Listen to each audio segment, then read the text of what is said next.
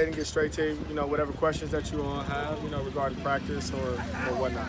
Obviously, a pretty thin group at cornerback. What are you hoping to see out of those guys Saturday? You know what? Some people could look at it as thin. I look at it, we got a lot of DBs playing a lot of different positions, so we're pretty much adding quality depth because there's a lot of guys that play a lot of different spots, and they know the terminology, they know the defense, because you're a lot more aware of the defense when you play multiple spots. So I'm just looking for those guys to go out there and compete and make some plays. What guys have you seen improve the most over the course of spring ball? To be honest, all of them. Even the guys that, right now haven't all the way, I guess, been able to do everything, but they still been able to do some things. Even those guys have worked a lot, or even guys who, for whatever reason, have missed all the spring just because they've grown so much mentally, right? Just as people, as persons, and just learning the defense. So I think that's important. How has Damani come on since he, was able to start doing stuff on the field? It's fortunate that he's been able to, be a mid-year, because a lot of things that we asked him to do are different than what maybe he was asked to do in the past. I mean, just from zone concepts or different things, and I think he's grown a lot to where all of a sudden he can go on the board himself and draw up formations and draw up concepts. He understands what's going on. Expectation that we won't see Makai Saturday? You know what? We'll wait and see.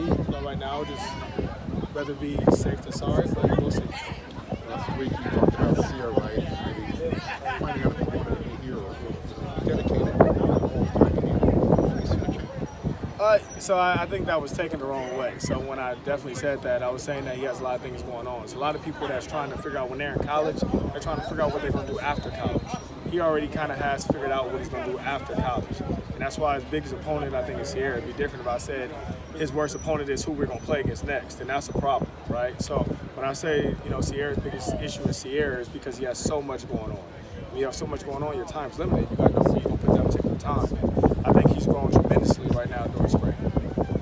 You're obviously somebody who's very involved in recruiting.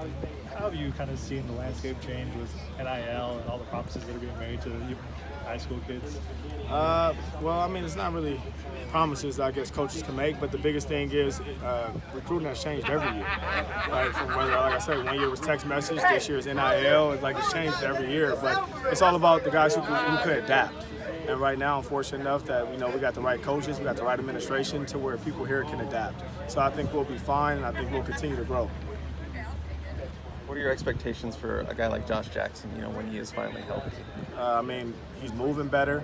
I think he's learned the position. The biggest thing for him is not, what he could do physically. The biggest thing what he could do was mentally, just because, his pretty mental aspect as a DB was different because he's been playing offense his whole life. So I think right now he's grown a lot, just even the questions he's asked. At first, he was pretty much embarrassed to ask the question and speak up. Now he has no problem doing that.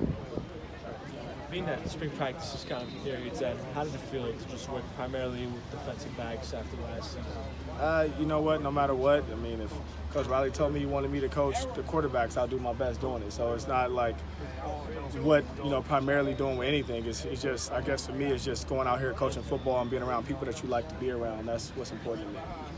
As a defensive guy, how tough is it to go up against a Lincoln Riley offense? I mean, it's tough just because, what you see one day is not what you're going to see the next, and then every play is a build off the next play. So, I mean, like I say, it's credit to us that it gets us prepared in practice day to get prepared what's going to happen in the season. But at the same time, other defenses in real games are going to have to try to stop it. Thank you. Fight on. Thanks,